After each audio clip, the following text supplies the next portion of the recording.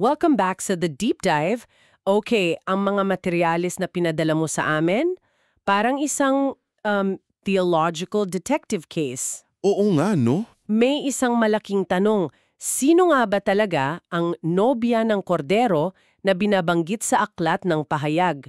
Isang tanong na maraming sagot. Depende kung sinong tatanungin mo. Tama. At dito, parang may dalawang pangunahing suspect tayo o pananaw. Sa isang sulok, meron tayong isang high-security, ultra-exclusive group, ang 144,000. Napaka-specific. Oo. At sa kabila naman, isang mas malawak na grupo na sumasakop sa lahat ng martyrs sa buong kasaysayan. Mas inclusive. Ang goal natin dito, para malinaw sa lahat, hindi para mag-decide kung sinong tama o mali. Hindi tayo huhusga. Hindi. Ang gusto nating gawin ay i-breakdown yung yohika at ebidensya ng bawat panig, gamit mismo yung mga bersikulong ibinahagi mo.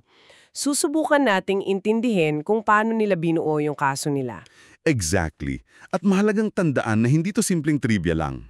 Hindi talaga. Ang pag-unawa mo kung sino ang nobya, nakakaapekto yan sa lahat, pananaw mo sa gantimpala sa langit, sa papel ng mga mananampalataya. Sa huling panahon, di ba? Oo, maging sa kalikasan ng relasyon ng Diyos sa kanyang mga tao.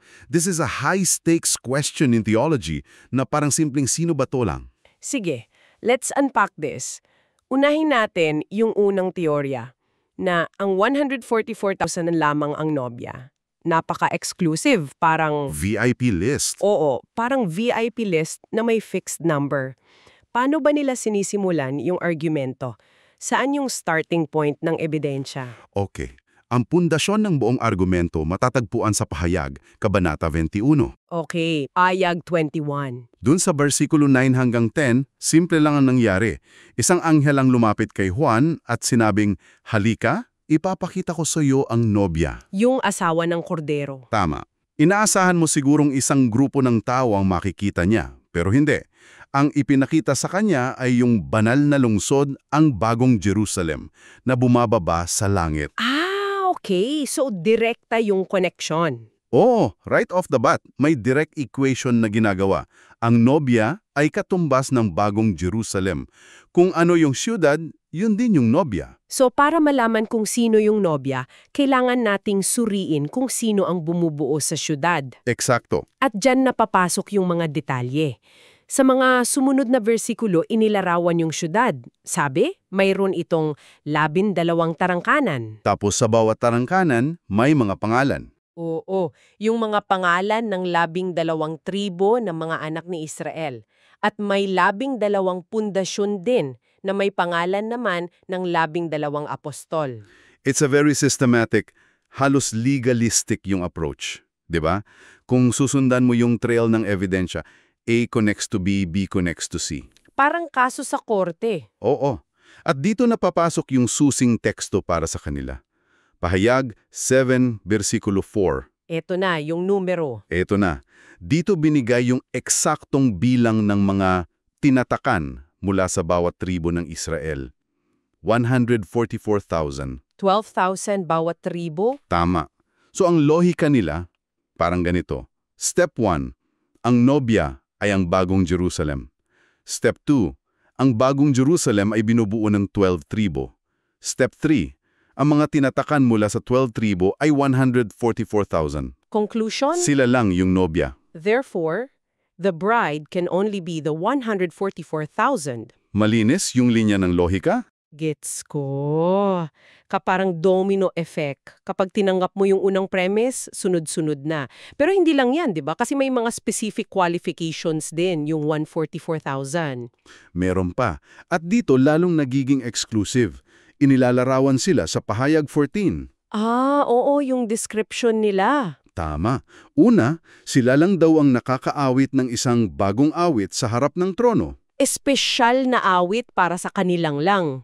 Pangalawa, sila yung mga hindi nagpadungis sa mga babae sapagkat sila'y mga birhen. Teka, dyan ako medyo napatigil. Yung description na yan, na sila ay hindi dinungisan ng sarili sa babae, hindi ba medyo problematic yan kung literal na basahin? Magandang tanong yan.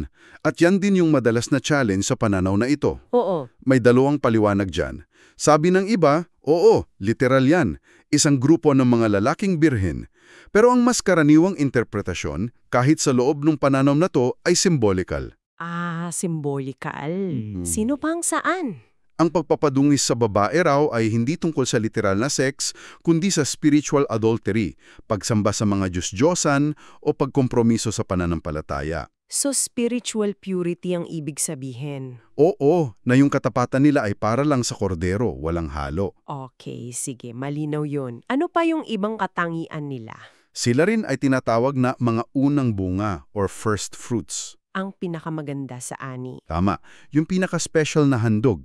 At panghuli, sinasabing walang kasinungalingan sa kanilang bibig at sila ay walang kapintasan. Grabe, kumpleto yung profile nila. Isang numbered, pure, dedicated, and flawless group. So dahil sa lahat ng yan, ano yung nagiging papel nila kumpara sa ibang mga mananampalataya na namatay din para sa pananampalataya? Dito na, nagiging mabigat yung implikasyon. Eto na. Ayon sa isang source mo, ginamit yung analogy ng kasalan sa Kana, kung saan yung pinakamasarap na alak inihain sa huli. Best wine for last. Ang 144,000 daw ang best wine. Sila ang magiging strategic weapon. Kaya naman, sa grand wedding feast, sila ang nobya. Ang lahat ng iba pang martir, mula kay Abel hanggang kay Stephen, ay mahalaga, oo, pero Pero, ang role lang daw nila ay mga panauhin o bisita sa kasal. wow! Bisita lang. They are invited to the party, but they're not the ones getting married. Grabe. Ang bigat ng implikasyon nun na yung mga martyr for thousands of years, yung mga nagbuwis ng buhay nila, bisita lang, parang may something na hindi tama sa pakiramdam. Di ba? Paano si Apostol Pablo? O yung mga unang Kristiyanong inihain sa mga leon? Yun nga. At yan mismo ang nagbubukas ng pinto sa pangalawang pananaw. Dahil sa pakiramdam na yan, dito na pumapasok yung kabilang argumento. Okay, so let's cross-examine. Tingnan natin yung pangalawang teorya na ang nobya ay hindi lang 144,000 kundi lahat ng martir sa lahat ng panahon. Saan naman sila kumukuha ng ebidensya? Ang pangunahing ebidensya nila, at ito ang interesting, ay wala mismo sa aklat ng pahayag. Oh, saan galing? Sa aklat na Hebreo. Okay, sa Hebrews. Sa Hebreo 11, pagkatapos ilista yung lahat ng bayani ng pananampalataya, sina Abraham, Moses, sinasabi sa verse 16 na lahat sila naghahanap ng isang mas mabuting bayan, isang makalangit na bayan. Right. At ang konklusyon? Kaya nga hindi ikinahilian ng Diyos na tawaging Diyos nila, sapagkat ipinaghanda niya sila ng isang lunsod. Isang lunsod. Lunsod. So ang tanong, Anong lunsod yun? walang iba kundi ang bagong Jerusalem. So kung ang bagong Jerusalem ay inihanda para sa kanila, ibig sabihin, bahagi rin sila nito. Hindi lang para sa isang grupo sa future. Right.